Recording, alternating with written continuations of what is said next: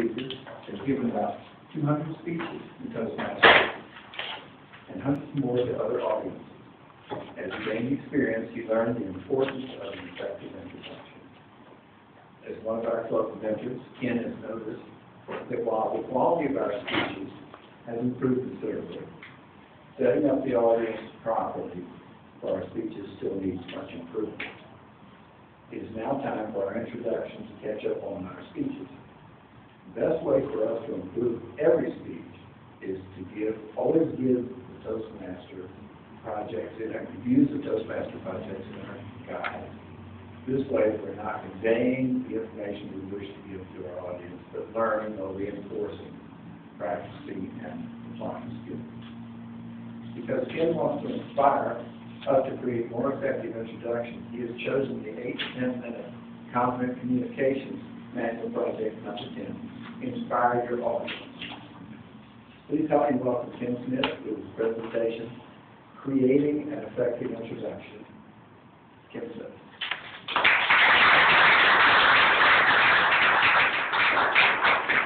Thank you very much, Tony.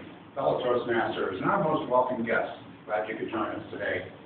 Now, I could just say you've listened to 2 previous introductions that were well done, and sit down.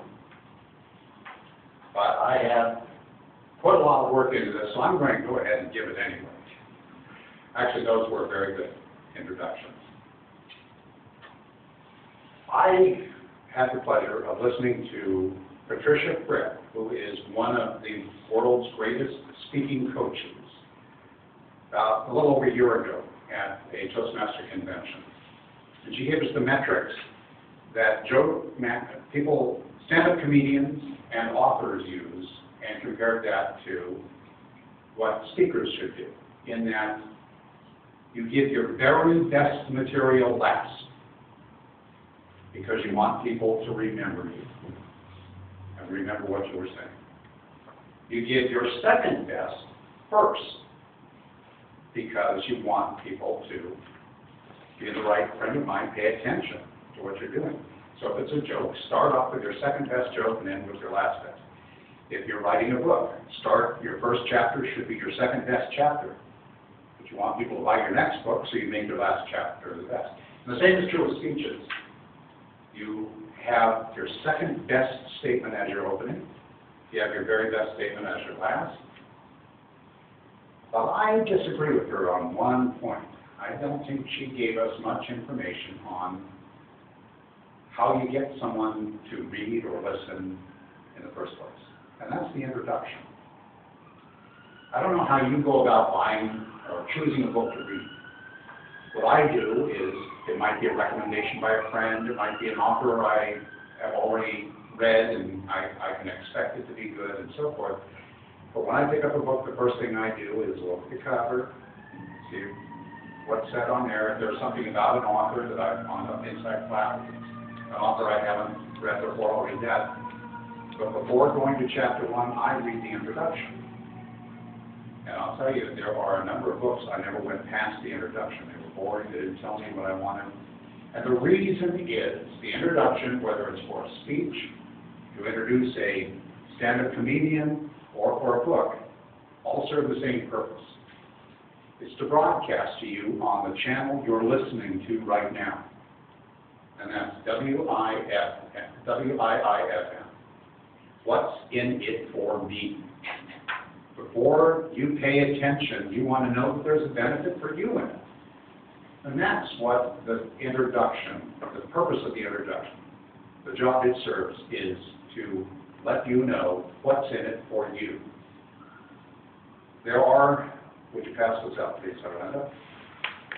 Whether you're looking for just to get a job or not at this point, I don't imagine you're going to want to remain the lowest person on the totem pole once you get that job. So you're going to want to hopefully advance in management as well, which means in addition to getting the skills to get a job, you're going to want to be able to give a presentation once in a while to upper management and maybe get promoted and start giving presentations to those you manage. In those cases, too, you should have some kind of introduction when you're about to talk to somebody. They are also tuned to WIIFM. You want them to be paying attention to you. What I passed out is the introduction I provided to Terry, for Tony, to introduce me. And there are a number of points that I want to spell out. Some of them weren't for Tony's sake, they're for your sake. The left-hand column are just notes, so that you can know what and why I included certain things. But one of the things you want to make sure you convey to your audience to get their attention, to answer that what's in it for me, is why this topic, by this speaker, to this audience at this time. You'll notice each of my first 4 paragraphs talk about each of those, and hopefully in such a manner that it made you interested in hearing what I would be saying. So why this topic? Properly preparing the audience for what they are about to hear by way of a good introduction is at least as important as the speech's opening itself.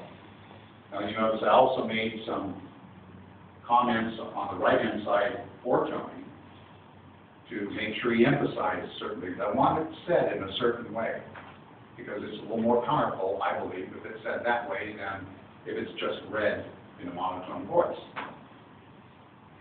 By this speaker, Ken Smith, our next speaker, has given about 200 speeches, etc. So it establishes my credibility. I know what I'm talking about to some degree. I learned through trial and error, as some of you have. I have learned that, for one thing, I bring my copy of the introduction in case the Toastmaster forgot to bring his, because that has happened to me a few times. I also prefer to hear the Toastmaster read it to me out loud first, for several reasons. I want to make sure the inflections are all proper, the pauses are there where I want them. But also, early in my Toastmastering, I had a Toastmaster refuse to read. And so he just made up a few things and says, how was that?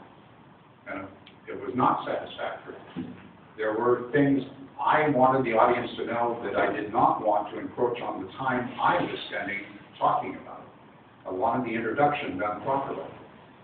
And I believe, I figured out later, because I was involved in teaching adults how to read who had never been able to, because they had their preferred method of information was kinesthetic rather than visual or auditory. And so there was a special way to teach them. But I learned that many of them were great at hiding the fact that they couldn't read. Some, I can't name names, but some were one had a Cadillac dealership, and others in similar positions. They were able to rise by hiding the fact that they couldn't read. They just say, well, I don't have time to read that now, I'll get back to you tomorrow. And they take it home, their wife can read it to them. So it's possible that that was the case too, and I need to know that before I have somebody introduce me with my introduction. So I wanted to make sure I had another Tony Campbell, so I didn't have to have him do that. But it is very important. Also, if you are giving a Toastmaster speech, your introduction should include the manual and the project you're working on, as well as the title of the speech, the time frame, things like that. So why this topic, by this speaker, to this audience, at this time. All 4 are covered in that. I want to make sure that you pay attention to those whenever you create your introduction. You don't have to have a program that marks it up this way, but it is still better for you to at least mark it up by hand, scan it, and email it at a time, so that you're in a habit of doing that, and your Toastmaster will know exactly how you want your speech introduced. Mr. Toastmaster.